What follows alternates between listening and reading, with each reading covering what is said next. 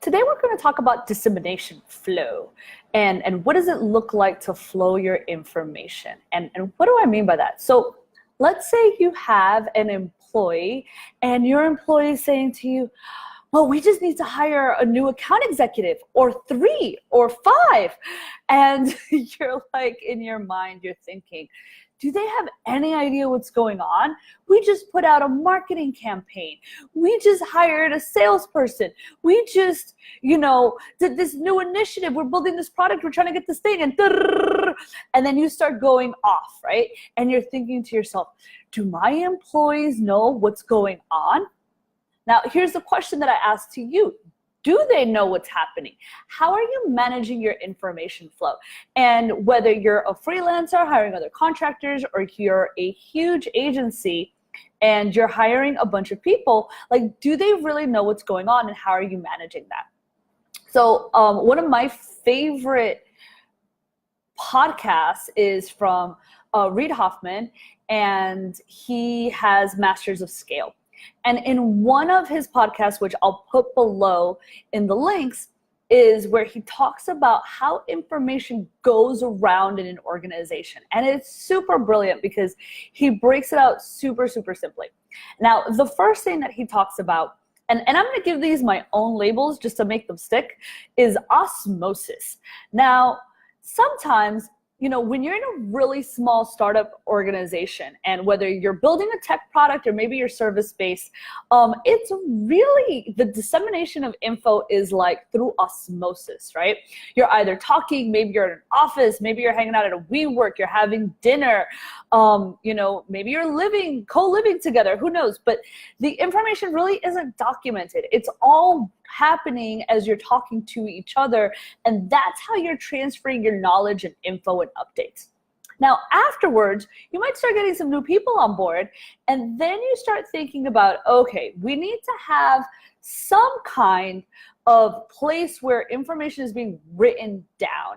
And this tends to happen in a communication portal, right? Now, this could be Slack, it could be Facebook groups, it could be inside of your Basecamp pings, right? Like somewhere where there's a portal of communication where if one of you is traveling and maybe, you're going off into like sales meetings or you're doing demos or whatever the case is, you still need to have the info kind of written down. So this is the portal. Afterwards, you might realize you're growing, right? And maybe you're more than, maybe you're in the sweet spot of like 5 to 15 people, and that doesn't really work that well because you have to train people and you have to go back and see okay, that information that got transferred, all that stuff is pretty relevant. And some of that stuff is super useful. And now we have to train people. So you start to create a knowledge base. And this knowledge base could be inside of your project management system, inside of your servers. Maybe there's wikis, some kind of intranet, right? There's a place where people could get ramped up on past conversations because you realize that the dissemination of this information is really useful. Now, then afterwards, right, as you start to grow bigger, so let's think like 15, 20 plus, you're like, oh my God, people actually have to know what's going on. So remember that original employee that's like, we need this many account executives. And you're like, I think we just need a coordinator right now. This is what we can afford. Here are the resources. This is what's going on. They don't know. Your people don't know. You know, they don't know. So what you start thinking about is kind of like this push down of information where the leadership group is now, funneling their information down. And this usually happens in the forms of meetings and memos. And you can start to see this even getting more siloed, your information, as where, maybe your sales meetings and, account executives and your project managers having meetings with the people that are producing your information. And so all of that, you start to have this top-down effect in this siloed format. And, that works for a little bit, especially if there's only like a couple of silos and the information starts zigzagging, right? And as you start to then go like 50 plus, 100 plus employees, you start to think about information as a heat map.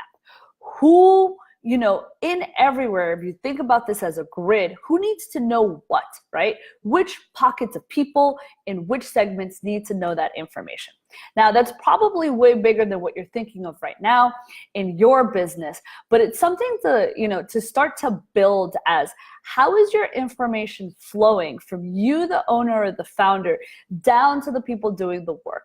Right? Whether those people are your employees or they're freelancers, contractors, maybe you're, having people white label and you're dealing with clients. Like, how does that really, flow? So that everyone, all the humans in the organization, whether it's the leadership, employees, and or clients, know what's going on. Now, here's a little bit of a bonus tip that I think is super, super important that a lot of people forget about. And it doesn't matter if the organization is 1 or, 500,000 employees. The one thing where I think, especially as you're thinking about scale, because business development is so important, is that feedback loop between sales and marketing. Now, if you are a person of 1, you are sales and marketing, congratulations, right? But having that information flow between what you're listening on sales calls, right, to then going into your marketing for your messaging and branding and what's going out, and even product development, to then go back, so that your salespeople, even if you are your salesperson, you're starting to get qualified leads. And then those qualified leads are giving you more information to build that heuristic for your content and what you need for your objection handling and what kind of case studies do you need and everything to go back for your marketing. And so that way you're closing the loop, you're making things a lot more efficient, and your business development efforts aren't siloed. So it doesn't matter how big you are, when you start to think about what are those feedback loops in your organization, no matter how small or big your organization is, it's huge. And one of the things that people always forget about, and this, someone said to me the other day, you scale your problems and you scale your inefficiencies just the same way that you scale, all of the great stuff that you're doing, right? So if you have a gap between sales and marketing, that gap is going to grow even wider as you're scaling, and you're going to scale that gap. So as you're small, whether you're a person of 1 or you're a team of 20, really think about creating those feedback loops in your business development, because that's going to help you scale so much faster.